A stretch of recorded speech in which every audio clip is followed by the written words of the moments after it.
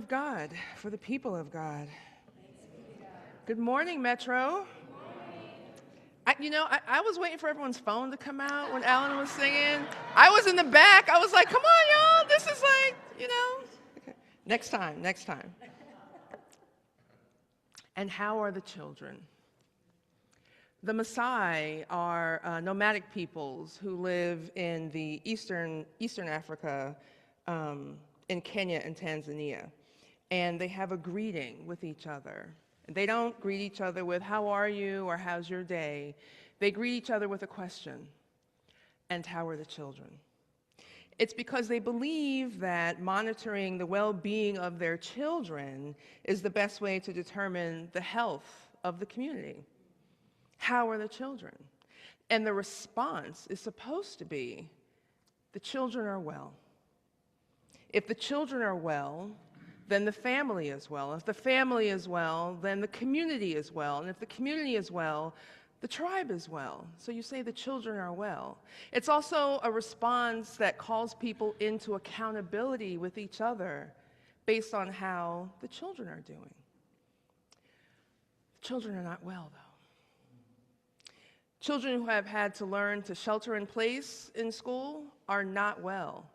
When I was in elementary school, we would have to sit in front of our lockers, cross-legged, facing the locker, and put our heads down in case of nuclear threat, as if that was going to do anything. But the kids who have to shelter in place, who do those drills, do so because those threats are imminent.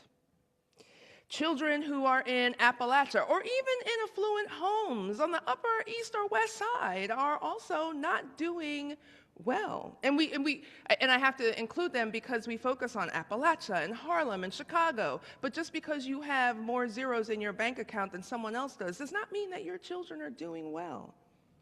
Children who are trafficked, children who are in Gaza, children who have survived attacks in Iran.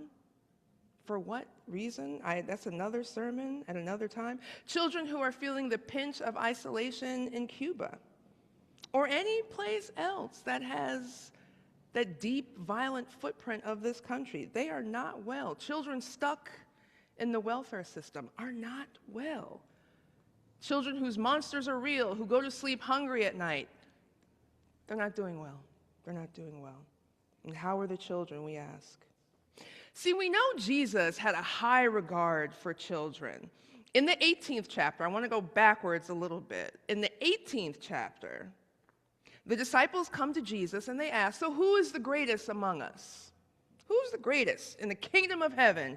Jesus calls a little child to him and he places the child among them so they can all see this little child. And he said, truly I tell you, unless you change and become like little children, you will never enter the kingdom of heaven.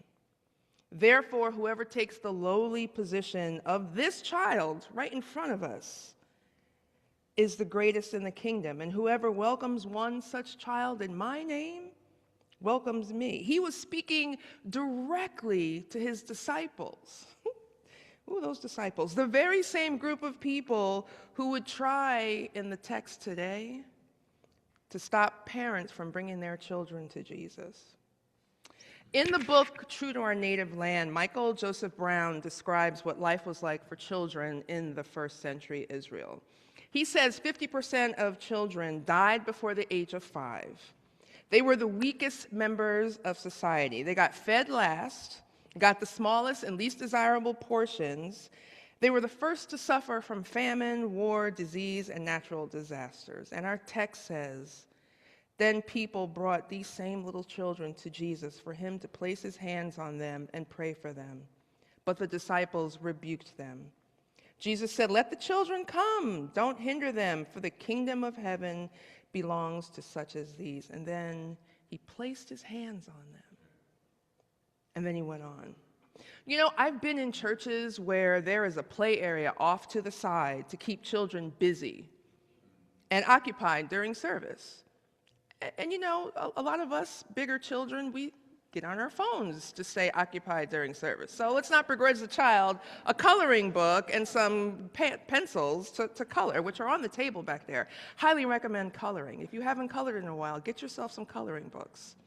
I've also been in churches where the ushers will descend on parents whose children are crying, or even just chattering and talking during service, as if the sound of a child during service is an affront to God during worship.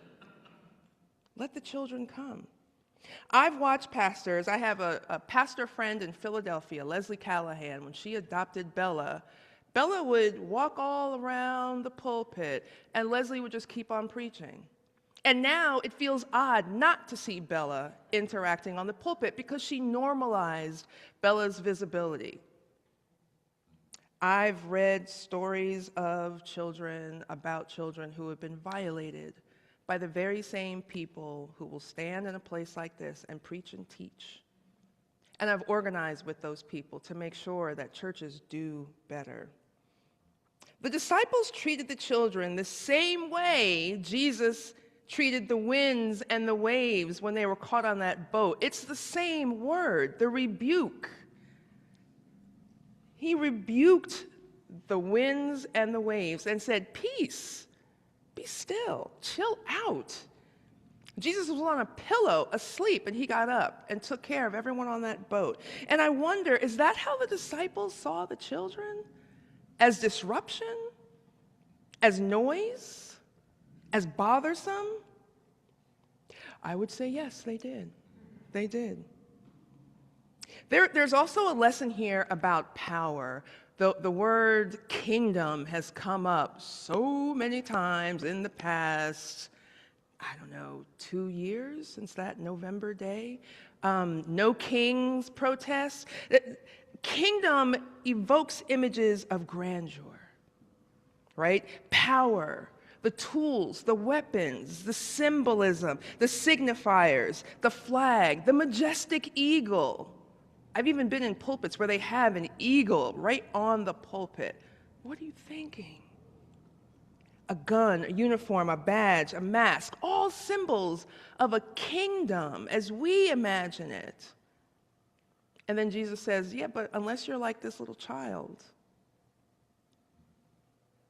Rather than imagine the look on the disciples' face as they rebuked the children, rather than imagine what the children saw in that rebuke, I'd like to imagine, if I may, with my baptized imagination, I'd like to imagine the look of love they saw in Jesus' eyes. I kind of would like to imagine the playfulness of Jesus when they tried to get in his lap, when they went to touch his face, when they squeezed his finger. You know, at my job, I work for a domestic violence agency, and the best days on my job are when children are in the office. The best days are when a new mother, a parent, comes in with their baby, and we're at lunch break, and the baby comes in, and we're all just sharing the baby. Oh, can I hold the baby? And the baby giggles and laughs because the baby doesn't know what the parent is going through. Or when a little afroed, brown-skinned boy comes in and he says, "Look, I have new sneakers." And we turn away from our screen because there's nothing more important in that moment than that little boy's sneakers. Or when a mom comes in to pick up diapers and wipes that she can't afford because of the violence she's experiencing, and we look at her beautiful child and say, "That child is so beautiful. That baby stole your face," to let her know that we see her too. Those are the most beautiful days. Those are the days, the moments when we remember just to let the children come. And when they come, when they're safe, when they look in our eyes and they see our love pouring out onto them, they see approval from us and not judgment, they see patience from us and not a hurried attitude, then we can answer the question, how are the children? The children are well.